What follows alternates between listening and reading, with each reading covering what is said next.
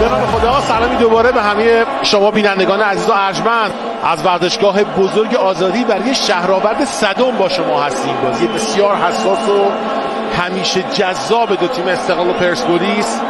حمله اول پرسپولیس در زمین استقلال، عبدی گوشه زمین سمت چپ ارسال کوتاه در داخل محوطه جریمه استقلال و توپی که برگردوندند مدافعان استقلال.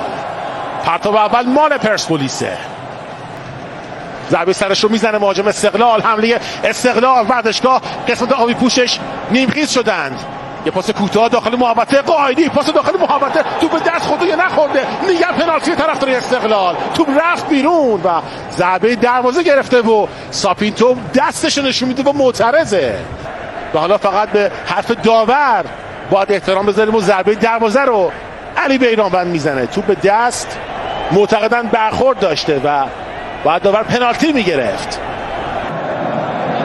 حالا همین داستان توپ به دسته خودش ماجراهای عجیب و غریب هم داره که تعادل داشته، نمیدونم نداشته، تکیه‌گاه بوده یا نبوده و ضربه‌ای که هر شکلی بود میزنه.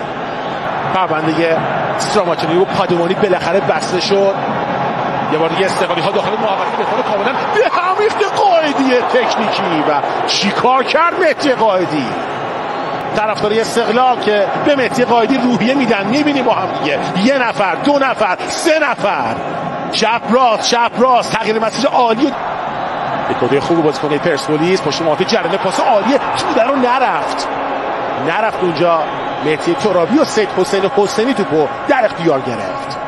میانه میدان توپو آورد روی زمین، سربالا دنبال یار خودی میگرده. چرخش عالی، پاس خوب قائدی بین مدافعان پرسپولیس. بیرانوند خروجش خوبه. حالا باید بین بازیکن خودی و مهاجم استقلال برداشت.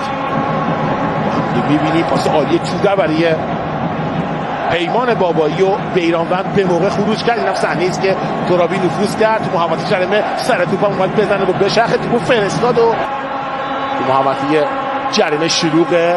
یه بازیکن رد شد، سعید مهری ارسال دروازه قبل از مهاجمان استقلال. مدافعان پرسپولیس رو دور کردن. یه بار دیگه فرصت داره تیم استقلال. یه ارسال برای داسیلوا و باز هم مدافعان قرمز پوش توپو میخوان دور کنن و توپی که عجیب و غریب مهدی ترابی دفع کرد و کورنر به نفع استقلال.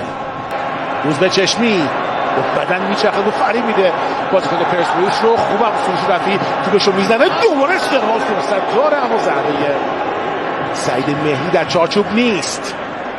حرکت سعید صادقی، فرصت داره پرسپولیس، تغییر مسیر عالی کرد، محکم وسط چارچوب حسینی برگرده. دوباره مدافعان استقلال تو حجی بود دور کرد اصلا دروازه‌شون باز نشه. با هم می‌بینیم صحنه آهسته رو. سعید صادقی تو محوطه اومد، تغییر مسیر خوبه، ضربه‌ای که میزنه به حسینی هر جوری بود برگردون توپ رو. به نظر اینجا توپ به شکلی برگشت داده شد که عبدی میگفت آقا زده منو بازیکن استقلال که ویلیامگا. با هم ببینیم ضربه‌ای که به این شکل واسه بازیکن استقلال. سعید مهری ارسال نرمی دروازه، فرصت داره مهدی قائدی و ضربه راستش تو چارچوب نیست و با اختلاف ببینیم فرستاد. بازم درگیر با وحید امیری، با موفق وحید امیری، پاس عالی سال کسی داخل محوطه، سر توپ خوشگل میره واسه گل اول. گل برای پرسپولیس. یار تعویضی جواب میده.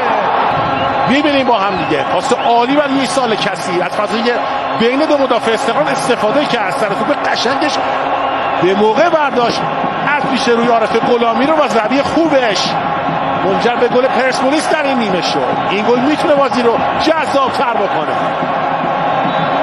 یخ بازی رو آب میکنه این سال کسی و یک ورزش پرسپولیس جلو میفته. جعفر سلمانی تو دور شد. یه بار دیگه محبی، قائدی تعادلش از دست میده. اونجا محمد محبی فریاد بر سر داور، پاسی که میده مهدی قائدی اشتباه کرد. در نهایت دوباره خود قائدی به توپ رسید و ضربه کات دارش که خیلی هم جوندار نبود و بیرانوند گرفت.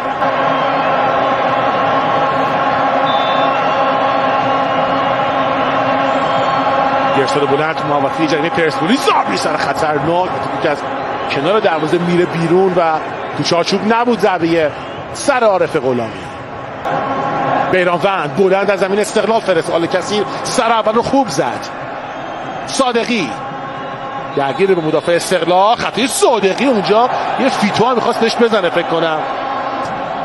صحنه برخورد دو بازیکن با هم دیگه است. بدین شکل ببینیم ضربه به چه شکل زده خواهد شد.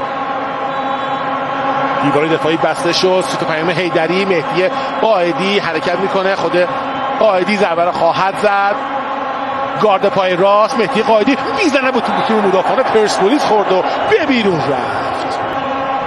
اونا میخوان هر جوری هست به گل برسن. گرفتاده بودن روی دروازه. سیلوا هست و عارف غلامی و ضربه‌ای که میزنه اونجا مطهری و بیرانور توپو جمع کرد. رضا میرزایی عمری مقابلش ایستاده. خود میرزایی روی پای راست توپو آورد. ارسال بلند روی دروازه. فرصت داره استقلال تو این لحظه و بازم جمع میکنه علی بیرانور توپو. ارسال بلند روی دروازه. ضربه سر رمضانی توی 6 قدم بازم بیرانور توپو میگیره و میخوابه روی زمین تا وقت رو به نفع تیمش تو این لحظات بخره. وحید امیری رو فرستاد به گوشه زمین که آل کسی بره سراغ تو با عارف غلامی هم درگیره. تو بیرون نرفته به کار دنبال میشه. عمری توپ رضا میرزایی رو میزنه. داور هم تو پایان مسابقه رو میزنه به پرسپولیس. 1-0 میبره شهرآورد. 100 پایتخت رو 3 امتیاز رو میگیره. به صدر جدول پرسپولیس خودش رو میرسونه و منتظر بازی سپاهان مقابل تیم فوتبال ملوان باید باشه.